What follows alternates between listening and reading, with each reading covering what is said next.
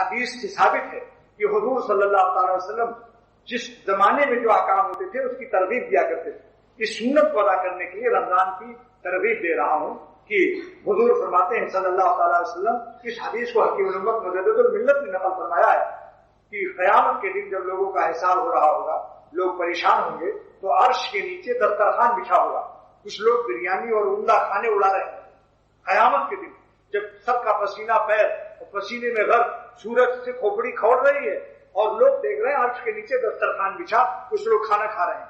اگر یہ روایت حکیم الامت مجدد الملت ہے، رمضان کے حصے سوم میں بیشتری زیور میں دیا ہے، فرماتے ہیں کہ یہ لوگ پوچھیں گے کہ یا اللہ ہم تو حساب میں پریشان ہیں، یہ کون لوگ ہیں کہ عرش کے نیچے عرش کے سائے میں دسترخوان میں مزے مزے کھانے اڑا رہے ہیں؟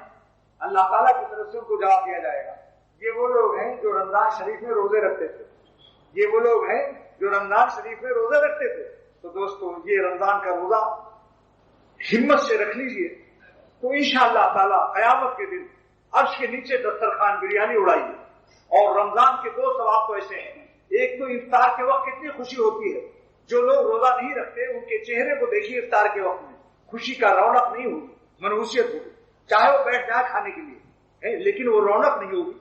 اس لیے پیٹ میں بھوک پیاس تو ہے نہیں، طلب نہیں ہے، اس کا اثر چہرے پہ ہوتا ہے. تو ایک تو افطار کے وقت میں اور اللہ تعالیٰ سے دیدار کے وقت میں رمضان کی یہ دو انعامات زبردست